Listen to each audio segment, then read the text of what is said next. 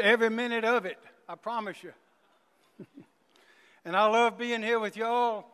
As your chairman for 9 years, I had the great pleasure of presiding over this group many times. And I can tell you the South Carolina Republican Party has never been stronger than it is right now. And we're going to lead the country in good things. As your chairman, I remember the night we won the majority. Many people in this room worked to win the majority in the House. And we made David Wilkins the Speaker of the House, and there he is right there. But we didn't stop. With the energy and the leadership in this room, we went on and won the Senate in 2000. And along the way, we won 8 of the 9 constitutional offices.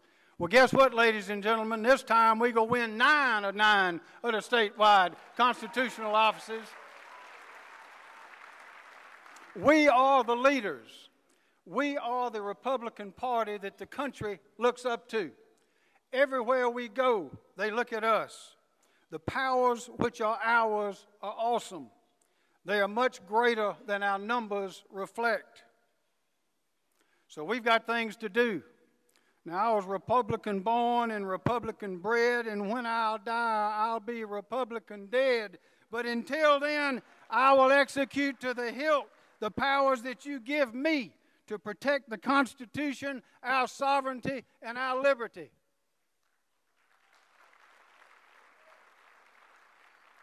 What I mean is we've got to fight Washington, ladies and gentlemen. The enemy is in the House. The radicals have taken over. The left is seeping in. We are coming up against unsustainable debt. We are coming up against a redistribution of wealth. We're coming up against things that we may not be able to turn back unless somebody leads. We may have already gone off the financial cliff and we don't know it. We've got to turn it around. But the clarity of our purpose and our determination here in South Carolina will turn around the tide of the Obama administration. What we have to do is take action. It's action. Action. Always action, not talk. I took action when the president said he, on his own authority, without congressional approval, was going to shut down Yucca Mountain. We said no. And we brought the action. And we're about to turn that around now. People in our state have paid $1.2 billion into that fund to open that mountain. And he's trying to turn it around against the law. We're going to hold him accountable.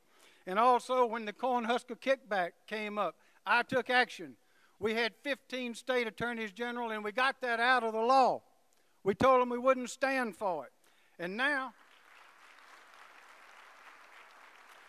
ladies and gentlemen, we've got them on the run. That insurance mandate is in there. We'll require everyone to buy insurance, whether they want it, need it, or not. We're going to fight. I'm leading a group of 19 states. We have filed the action. We're going to fight that fight, and we're going to win against this unconstitutional legislation. Listen, they forgot. This is South Carolina from the very beginning. Don't tread on me. Finally, let me say, I love South Carolina. I'm proud of it. You'll never hear me apologize for South Carolina or any of you or any of our people. I'm proud of them. We have greatness in us. The reason I'm running for governor is to help put South Carolina back on the path to prosperity.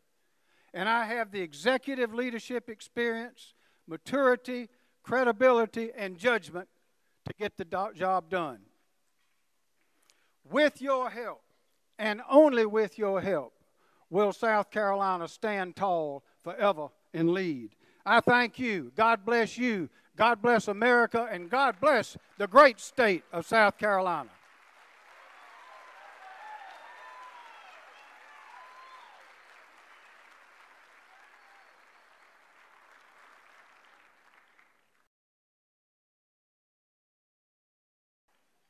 One of the most important strategic initiatives the state of South Carolina has is maintaining our first in the state first in the South status. And what that means, candidly, is that right now with presidential primaries, the state of South Carolina comes after New Hampshire and Iowa. We've moved into the time of the program now where you'll be able to hear from the governor of the great state of South Carolina, as well as our senior senator, Lindsey Graham. And then we'll move into just some very, very brief comments. And finally, we'll end up with what you all are here for, which is to hear the wonderful Karl Rove address us and give us some great remarks about the nation. But I'm going to begin by chatting with you all a bit about our Governor Mark Sanford. Since being elected in 2003, Governor Sanford has been a tireless advocate for reducing government spending and slowing government growth. Under his administration, significant government restructuring has also occurred, including the Department of Motor Vehicles, the Department of Transportation, and the Employment Security Commission. He's also been focused on creating a better business environment through reforms such as lower income taxes and tort reform. Ladies and gentlemen, please join me as we bring our great governor of the great state of South Carolina forward, Mark Sanford.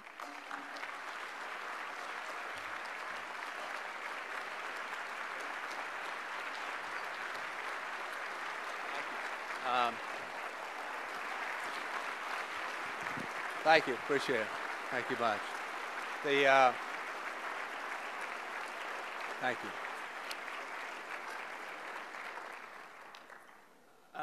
I promise my brief visit will be about as long as the introduction. And I'll just say a couple things. One is, I have always thanked every one of you for doing the little things that you do to build the party and by extension the conservative movement. And so indeed, thank you for sticking a stamp on an envelope. Thank you for helping out financially. Thank you for sticking a yard up in the sign. Thank you for putting a bumper sticker up on a car. All those things are building blocks to this larger conservative movement of which we're a part. And I'd say, one, thank you. Two, I would say thank you for the many kindnesses. This is my last, in an official capacity, Silver Elephant. And I want to say thank you for your many kindnesses to me and to Jenny and our four boys. And each one of them sends you a thank you for those kindnesses. I would say in the last chapter of life, I have learned more about grace and kindness and judgment and forgiveness and friendship and a whole host of things than I have at any other point in my life. And so very particularly, I would say thank you for your kindnesses and your grace to me individually. And what I think is most interesting about that last chapter of life, and I made this remark because I was asked to speak at a tax day rally just last week, and I made the comment that while I am clearly an imperfect messenger, and while we clearly have imperfect messengers in the world of politics, all of us stand for a perfected message. And that perfected message was perfected with the Founding Fathers in their look at history. It was perfected over the last 200 years. And what it said was that limited government and individual liberty are absolutely key to pursuing life, liberty, and the pursuit of happiness.